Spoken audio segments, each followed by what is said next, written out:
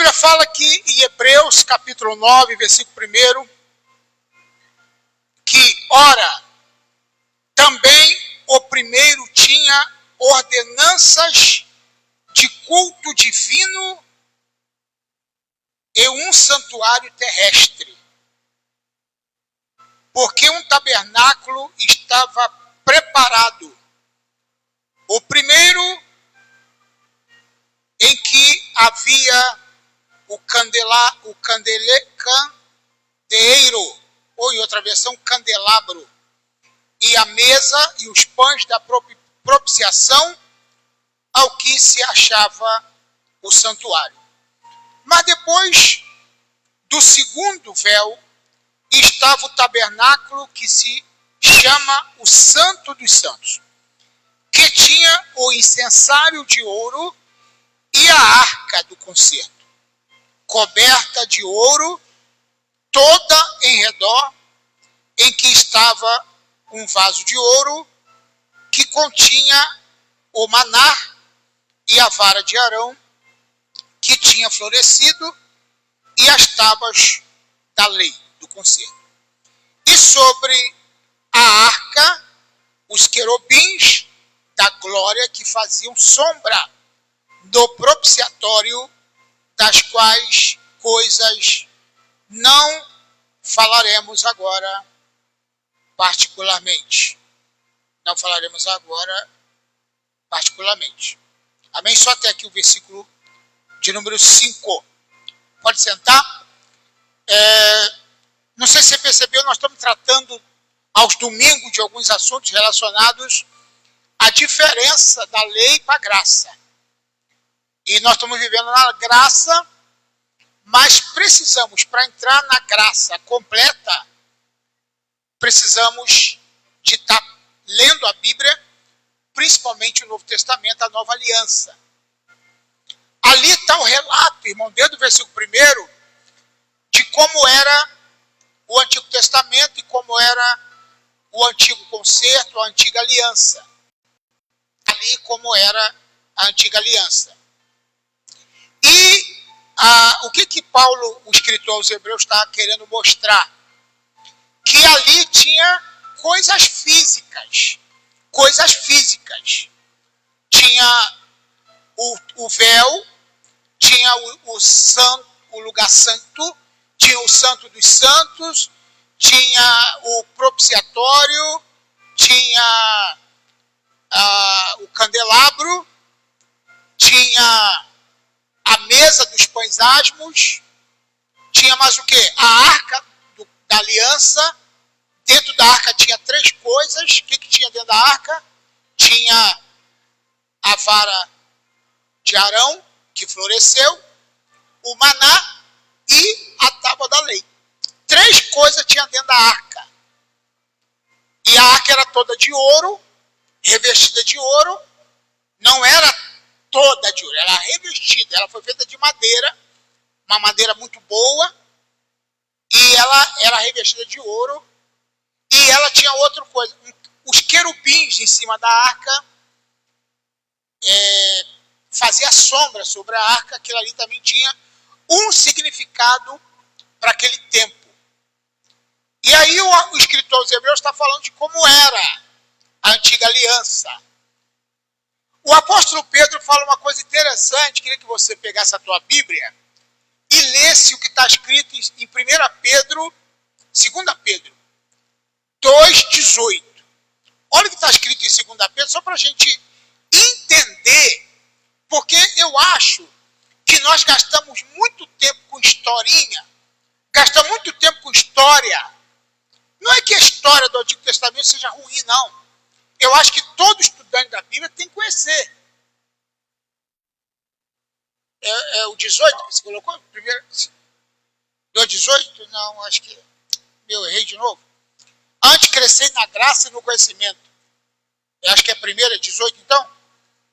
Antes crescei na graça e no conhecimento de nosso Senhor e Salvador Jesus Cristo. Deixa eu ver se eu vou... 3:18, perdão. 2 Pedro 3:18. Obrigado, pastor. Então, olha o que Pedro está falando aqui, depois eu vou voltar lá, o que Paulo escreveu. Primeira, né? 2 Pedro 3:18.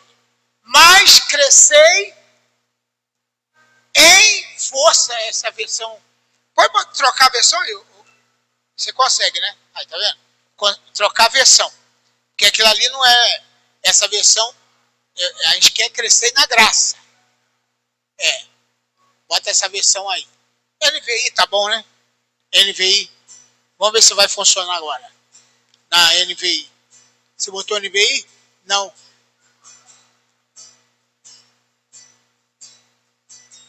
Não. 2 Pedro 3:18. 3:18. 3:18. Vamos lá? Não. É isso mesmo. Obrigado.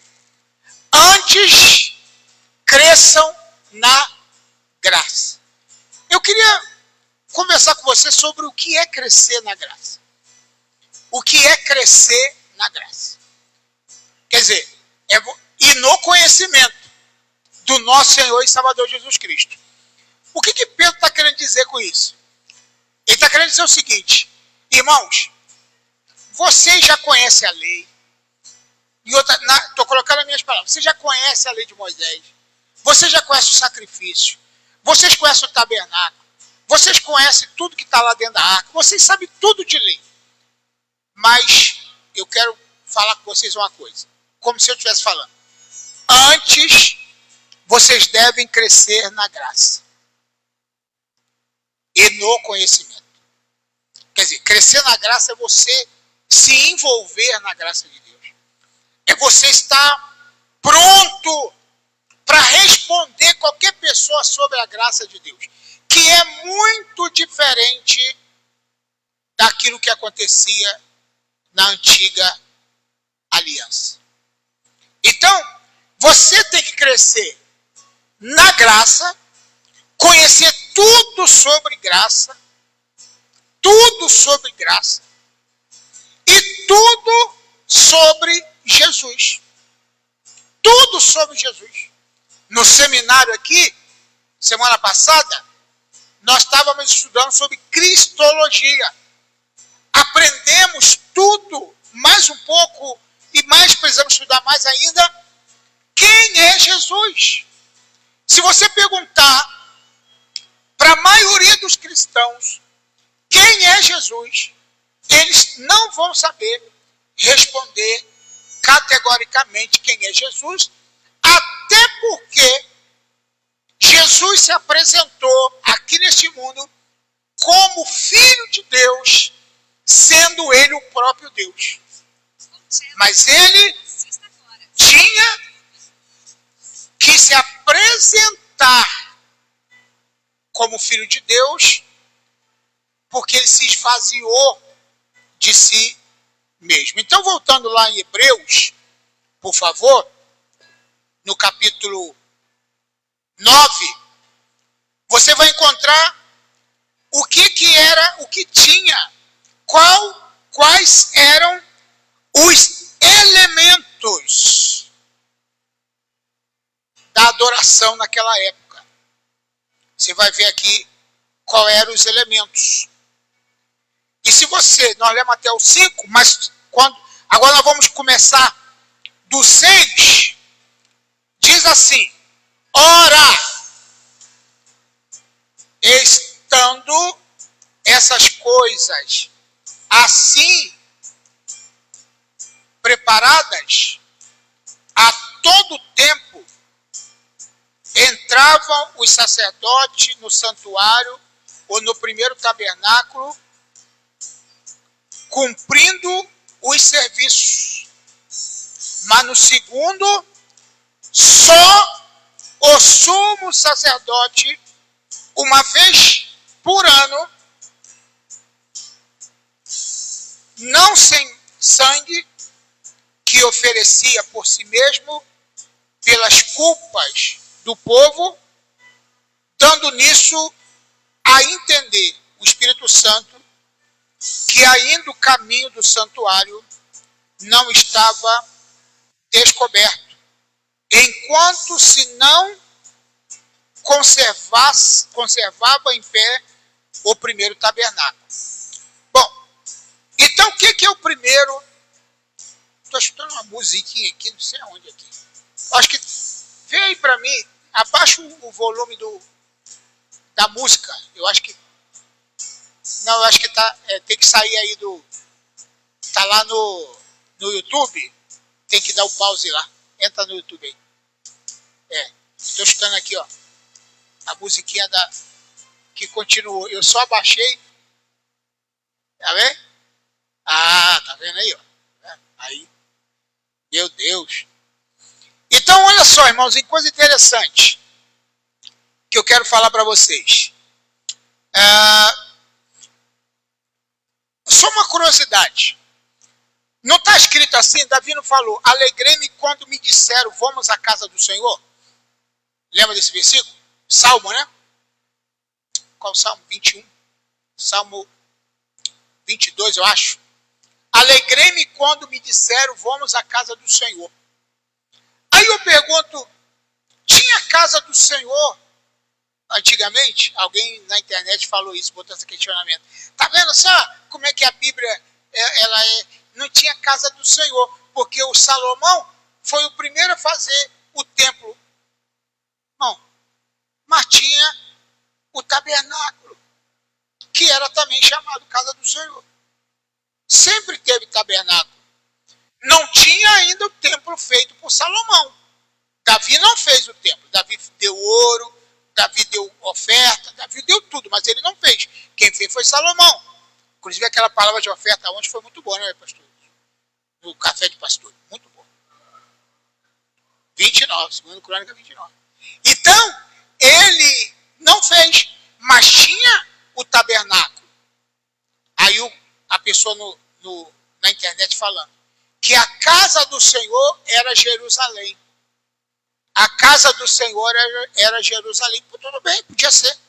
Mas tinha o tabernáculo, que era de lona, antes de ser o templo, aquele templo suntuoso, era de lona, no deserto, que tinha todas as camadas ali, as separações, aonde os sacerdotes entravam ali dentro para adorar a Deus.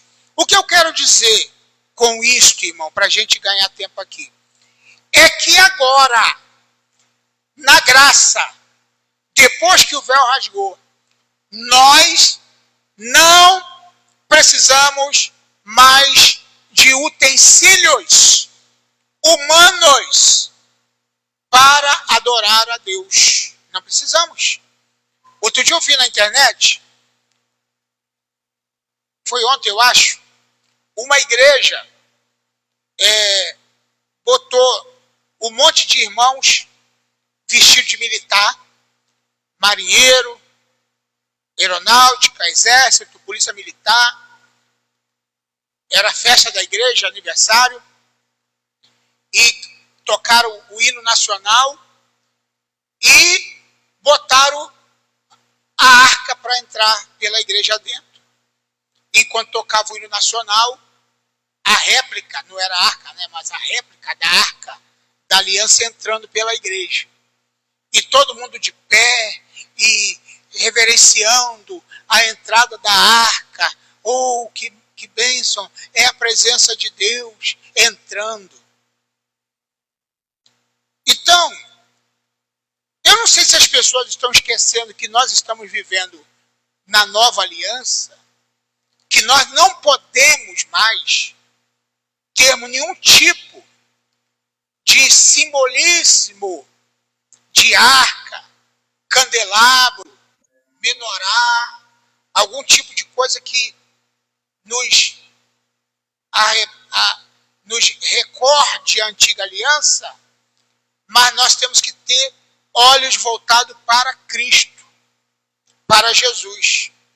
Se você for ler a Bíblia direitinho, você vai ver que nós não podemos colocar os nossos olhos em mais nada a não ser para Jesus. Olhos espirituais, tá? Porque Jesus também não é físico hoje, mas não. Se alguém disser, Jesus está ali, vamos lá. Não vai não, que é mentira. Ah, Jesus apareceu não sei aonde. Não vai, não é mentira. E tem muita gente enganada. Os nossos olhos espirituais têm que estar voltados para quem? Para Jesus. Olha o que diz Hebreus capítulo 12, versículo 2. Nós não podemos olhar para nenhum mais a não ser para Cristo.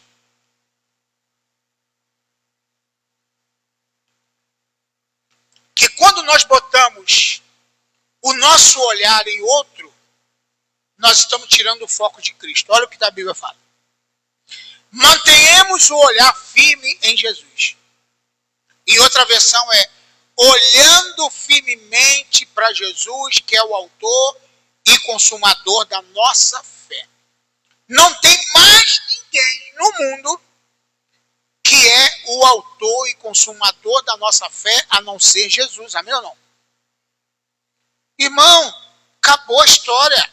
Jesus é o autor e o consumador da nossa fé. Nossa fé não está em mais nada. A nossa fé não pode estar dividida em nada. A nossa fé não pode estar baseada em mais nada. A nossa fé tem que estar baseada em Jesus. Mas existe uma divisão muito grande na mente das pessoas. As pessoas estão enganadas, dividindo a fé dele. Olha o que a Bíblia fala, olhando para Jesus, autor e consumador da fé, o qual, pelo gozo que lhe estava proposto, suportou a cruz. Desprezando a afronta, sentou-se à destra do trono de Deus. Eu já ensinei aqui que destra não significa lado direito, mas o poder de Deus. Ele assumiu o poder de Deus. É-me dado todo o poder no céu e na terra. Mateus 28, 18. Então nós não podemos nos enganar, achar que precisamos de outra coisa. Nós precisamos somente de Cristo. Jesus é suficiente. Jesus basta. Ele é o único mediador entre Deus e os homens. Jesus Cristo, o homem. Não existe outro. Isso é muito importante a gente falar. Eu quero ler um texto com você. Em João, capítulo 10, versículo 10. Capítulo 10. Vamos começar do versículo 9. Para você ter uma ideia. Jesus falou um negócio aqui, irmão. Capítulo 10, versículo 9. Versículo 9, é isso mesmo? Versículo 9. Bota o versículo 8, Alex, por favor. Versículo 8. Olha o que está escrito. Eu fiquei muitos anos pensando o que Jesus queria dizer com isso aqui. Eu não sei você quando lê João. Mas quando Jesus disse assim, isso eu fiquei cabulado. Falei, meu Deus, o que Jesus quis dizer com todos os que vieram antes de mim são ladrões e salteadores? Já parou para pensar isso? O que Jesus quis dizer? Quem veio antes de Jesus? Fala para mim. Os profetas, a lei, os sacerdotes. Todos esses que veio antes dele, Jesus pegou pesadíssimo aqui, irmão. Os judeus se ofenderam. Eles falaram, Jesus falou, todos, quem veio antes de Jesus? Os profetas, os sacerdotes. Aí a gente vai lá e fica idolatrando os profetas. Não, porque Isaías, não porque o Jeremias, não porque o sacerdote tal, não porque Moisés, porque o Elias, era isso, era aquilo, ou o Elias, ou Moisés, ou Jacó, ou isso e aquilo, a gente fica botando esses caras lá em cima. Eu estou dizendo que eles não tiveram o seu valor. Mas nós temos que botar os nossos olhos em Jesus, amém ou não? Eles tiveram seu valor na época deles. Mas acabou. Acabou. Agora é Jesus, amém ou não? O tempo deles acabou. Eles foram importantes? Foram. Eu não vou tirar a importância de ninguém. Eles eram importantes. Mas acabou. Foi embora. Agora eu quero dizer o seguinte. Todos quantos vieram antes de mim são ladrões salteadores. Jesus chamou todos eles de ladrões salteadores. Jesus podia não falar isso, né? Aliás, eu li um livro uma vez que estava escrito, é assim o tema. Coisas que Jesus disse que eu não gostaria que ele dissesse. Jesus disse coisas que pega pesado. Então, todos que vieram antes de mim são ladrões salteadores, mas as ovelhas não os ouviram. As ovelhas não os ouviram. Falaram, e as ovelhas não ouviram. Agora vamos para o versículo 10. Agora é o checkmate aqui, ó. Versículo 10. Olha que coisa interessante. Que coisa interessante. Eu sou a porta. Se alguém entrar por mim, salvar-se-á. Entrará, sairá, esse é o 9. E achará pastagem. O que Jesus quer dizer? Esquece eles. Eu sou a porta. Esquece os ladrões salteadores. Eu sou a porta das ovelhas. Agora vamos para o versículo 10, porque esse versículo é a confusão que está surgindo por aí, que as pessoas falam, quem é o ladrão de João 10:10? Quem é o ladrão? Já viu isso? Quem é o ladrão de João 10:10? O ladrão não vem senão para roubar, matar, destruir, mas eu vim para que tenham vida e tenham em abundância. Quem é o ladrão de João 10:10? É o diabo? Não, é o diabo. Mas o diabo usa o sistema. O diabo usa a religiosidade. O diabo usa a lei mal interpretada. O ladrão não vem senão para matar, roubar, destruir. Então, o que a lei faz com as pessoas? Mata, rouba e destrói. A lei mata, rouba e destrói. Então, existem pessoas em pleno século XXI colocando leis pesadas sobre as pessoas. E isso é lamentável. É lamentável. Isso é lamentável. Então, para a gente ir para o final, quero falar sobre o monte da transfiguração, quando Jesus transfigurou. Quero te mostrar uma coisa aqui muito importante, que se a gente estudar isso aqui, nós vamos chegar numa conclusão muito séria, muito importante.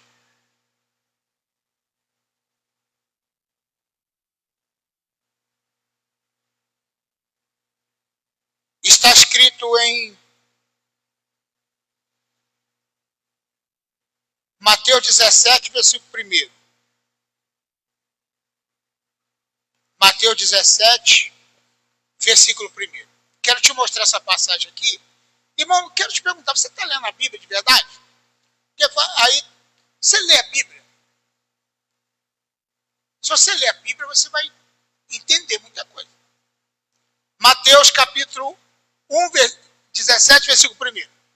6 dias depois, pode até ler aqui, 6 dias depois, tomou Jesus consigo a Pedro, Tiago e João, seu irmão, e os conduziu em particular a um alto monte. Versículo 2.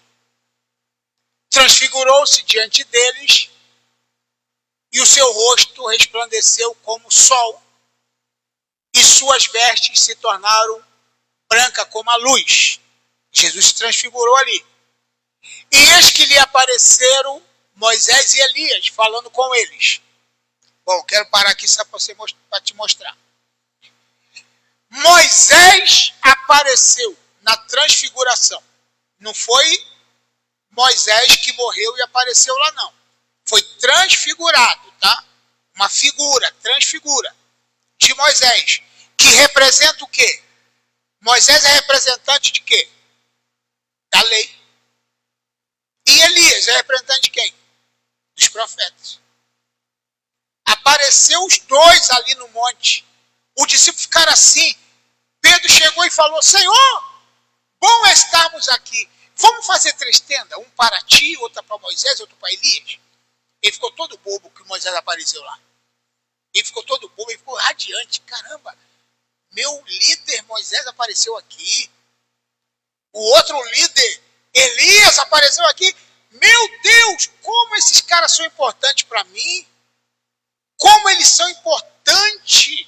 E eles apareceram só para nós. Que coisa maravilhosa. E Pedro chegou a dizer o seguinte. Respondeu, disse Jesus, Senhor, bom é estarmos aqui. Se quiseres, façamos 3 tabernáculos. Uma para ti, uma para Moisés e para Elias. Vamos fazer um tabernáculo aqui? Vamos fazer um para cada um? Vamos morar aqui? É bom. Aí o que aconteceu depois? Só você ter uma ideia. Olha o que aconteceu depois. Estando ele ainda falando, eis que uma nuvem luminosa os cobriu e da nuvem saiu uma voz que dizia, este é o meu filho, em quem o quê? É porque está apagado aqui. Em quem me comprazo. Oi? Este é meu filho, em que me comprazo, escutai-o. E outra versão está assim, a ele vocês devem ouvir. Acabou Moisés e Elias, acabou. Escute agora Jesus. Irmão, dá para entender isso? Isso é isso. Essa transfiguração está mostrando justamente isso. Os discípulos, ouvindo isto, caíram sobre os seus rostos, tiveram grande medo. Eles ficaram tão apavorados com aquela voz que dizia, este é meu filho, vocês têm que ouvir, é eles. Para os discípulos que eram judeus, guardador da lei de Moisés e admiradores dos profetas, eles ficaram estupefatos, né? Vou usar aquela palavra do meu pastor, que era o pastor Osvaldo Pereira da Silva, que batizou. Os discípulos ficaram estupefatos. Ele usava essa expressão. Então, olha aqui. Ficaram com medo. Aí vem o próximo versículo que diz. E aproximando-se Jesus, tocou-lhes e disse, levantai-vos, não tenha medo. Que coisa interessante. Vamos para o próximo para a gente entender. E erguendo eles os olhos, ninguém viram, senão unicamente Jesus. Os caras sumiram e ficou quem? Jesus. O que isso representa? Que aquilo só foi uma visão, uma transfiguração. Aquilo só foi algo para mostrar para eles que daqui para frente, dali para frente, eles tinham que colocar os olhos em Jesus, que é o autor e consumador da fé. Entendeu isso, irmão? Então, quando você vai num lugar aonde é falado de tudo, menos do cristianismo, menos do evangelho, menos de Jesus, a gente tem que ficar preocupado. Nós somos cristãos. E o que um cristão tem que falar? De Cristo. O que um cristão tem que viver? Cristo. O que um cristão tem que falar? De Jesus. Os olhos têm que estar em Jesus e mais ninguém. Então eu não sou contra a gente dar uma palestra sobre liderança ou sobre qualquer outro assunto e falar, usar esses caras do Antigo Testamento como exemplo de uma boa liderança ou de uma liderança ruim, como ter ser líder. Eu estava falando hoje, o pastor Davi, lá do Moçambique, deve estar me ouvindo. Lá agora é 1h da manhã e ele acorda para ouvir o culto de hoje, sabia disso? Todo domingo ele fala, pastor, manda o link que eu acordo 1h da manhã para ver. Então nesse momento lá é 1h da manhã, quase 2. E ele está assistindo. E ele estava orando por nós no monte. Ele ficou 4 dias, ou quase uma semana no monte. E eu estava falando para ele está me ouvindo, é um conselho que eu já dei, eu vou dar para você e vou dar para todo mundo. E eu falei, Davi, é muito bom orar. Orar é maravilhoso. Você deve fazer isso. Mas não faça com exagero. Cuida da tua saúde, cuida da tua vida. Vai se cuidar, porque você andou doente.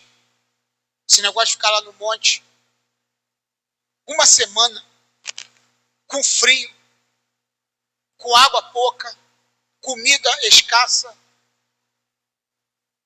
Então não adianta a gente querer ser igual a Moisés. Não adianta a gente querer ser igual a Elias. Não adianta a gente querer ser igual. Não adianta. É ou não é?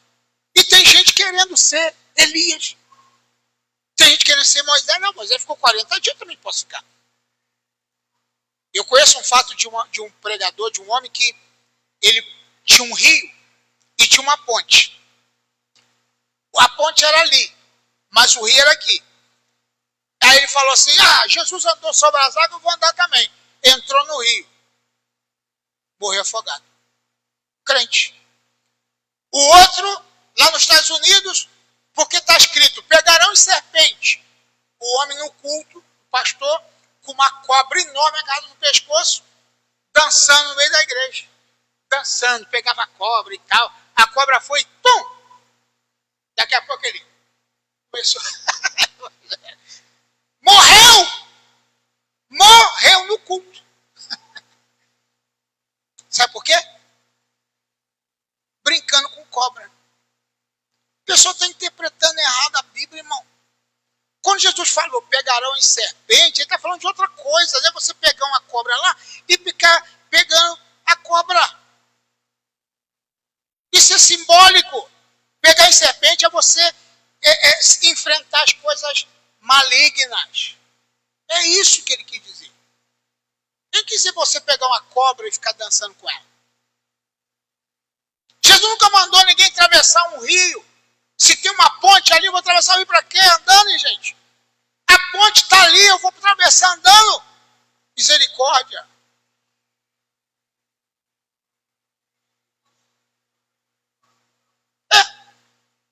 Jesus nunca mandou ninguém subir monte, embora é bom subir, se você quiser, amém, vai lá. Mas não exagere não, vai entrar no teu quarto, fecha a tua porta e ore, irmão. Pelo amor de Deus. É assim que a Bíblia fala. Então tem gente confundindo as coisas, meu pai, e morrendo. Eu conheço um pastor que ficou 15 dias no monte. Ele ia sempre. Ele ia sempre no monte. Aí ele ia no monte e a mulher ficava em casa sozinha. Os filhos, cadê papai, mãe? Cadê papai? Está no monte orando, meu filho, está no monte. E a mulher injuriada com ele. Porque ele só vivia trepado no monte. E a mulher injuriada. Porque ele saía. Porque quando a pessoa, a mulher, o homem sai para orar e ainda deixa as coisas em casa, ó, tá tudo aí, ó, carne, frango, tem legume, tem tudo, não vai faltar nada. Toma mais dinheiro para você, mas o cara saía 15 dias e deixava a mulher sem nada em casa. O que adianta orar? Tá me entendendo o que eu estou falando? Aí um dia ele ficou orando lá, veio cheio.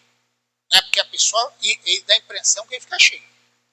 Aí quando chegou em casa, cadê a mulher? Tinha ido embora. A mulher foi embora. Cansou do cara orar tanto e não dar bola para a mulher. Foi embora. Então o que eu quero dizer para você? Pode orar? Pode. Pode. Tudo com decência e ordem. Dosado. Dosado. Para de exagero, para de fanatismo. Para. Porque eu conheço, eu já vi fanáticos. O cara tão fanático, inclusive chegou um dia, muitos anos atrás, chegou um, sentou aqui. Chegou com a mala bonita, terno e gravata, sentou ali, esperando, pensando que só porque ele está todo bonito eu ia dar oportunidade para ele. Aí eu apresentei, está aqui nosso irmão, perguntei o nome dele, apresentei, e o culto rolou e ele está lá. Quando ele comecei a pregar, ele viu que não ia ter oportunidade, ele pegou a malinha dele e foi embora. Aí eu já conhecia do bairro aí, vivia nas orações, no monte, fanático. Pouco tempo depois, não muito tempo, ele estava no bar bebendo, voltou para as drogas, fazendo um monte de coisa errada. Fanatismo. Pé no chão, Bíblia ele não tem. Tem fanatismo. Religiosidade. Não, porque não pode isso, não pode aquilo, não pode vir aqui, não sei o que, pronto. Ele mesmo não aguenta o negócio dele. Então o que a Bíblia diz? Descendo eles do monte, Jesus lhe ordenou, dizendo, a ninguém contais a visão, até que o Filho do Homem seja ressuscitado entre os mortos. Então, essa história só foi contada depois de muitos anos depois, tá? Não foi contada logo por discípulos, não. Só quem sabia disso era Pedro, Tiago e João. Então, meu irmão, o que eu quero concluir com essa mensagem é que nós estamos vivendo uma nova aliança. Seja leve. Viva o Evangelho tranquilo. Viva o Evangelho tranquilo. Leia a tua Bíblia em casa, estude. Conheça a palavra. Viva o Evangelho para a glória do Senhor. Amém? Que o Espírito Santo fale no teu coração. Vamos aplaudir Jesus, porque Ele merece toda a honra e toda a glória em nome de Jesus. Amém? Isso é só para vocês, a partir dessa mensagem, continuar lendo e estudando. Porque eu não entreguei tudo não, tá? Só entreguei até aqui, como diz os outros. Tá bom? Então você continua estudando. Vamos ficar de pé, vamos terminar. Amanhã não tem aula no seminário. Amanhã não tem aula. Quinta-feira tem culto. Amém? Pregador. Nosso irmão Alex. Né? O Alex vai estar trazendo a palavra. Vai ser maravilhosa, hein? Vai ser boa, hein? Então nós vamos estar aqui prestigiando, ouvindo a palavra. E vai estar lá no transmissão. Amém? Para todo mundo, quem quiser assistir. Para a glória de Deus. Vamos chamar aqui o pastor José Márcio para encerrar. Ele vai encerrar e também pode dar a bênção apostólica, pastor. Amém? Em nome de Jesus. Graça e paz, queridos. Amém? Palavra assim. Cara, que eu fico assim encantado com as mensagens que o pastor Paulo César traz. Ela já disse uma vez e vou dizer outra vez. É libertadora. É uma palavra que nos liberta de muita religiosidade, o qual nós trazemos de muitos anos atrás. E eu louvo a Deus pela vida do nosso pastor. Né? Vamos orar pelo término, agradecendo ao Senhor por mais uma semana que se inicia no dia de hoje e que Ele venha nos proporcionar, né, uma semana de paz, uma semana alegre, uma semana leve, sem peso, sem culpa, e de olhar fixo em Cristo Jesus. Senhor, te damos graça nesta noite, agradecido por tudo que foi ministrado ao nosso coração, através da tua palavra, que nos traz, Senhor, direção, para que nós possamos estar com nossos olhos fixos em o nosso Senhor e Salvador Jesus Cristo. Que nós possamos, meu Deus, estar, meu Deus, como diz a palavra no livro de Salmos, no capítulo 119, versículo 105. Lâmpada para os nossos pés é a tua palavra e luz para os nossos caminhos. Que nós possamos prosseguir avante, diante, firme, sem dúvida, na promessa de Cristo Jesus, o nosso Salvador.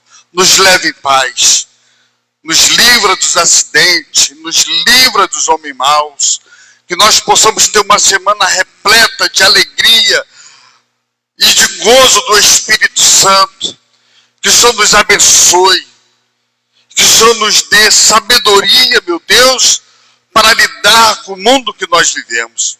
Muito obrigado, Deus, porque até aqui tu tem nos ajudado, até aqui tu tem nos abençoado.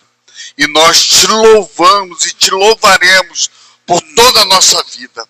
Assim nós oramos e te agradecemos em nome de Jesus. Que a graça do nosso Deus e a salvação do nosso Senhor e Salvador Jesus Cristo seja com todos aqueles que estão firmes na presença de Deus, que nós dizemos amém. Graças a Deus. Está terminado em nome de Jesus.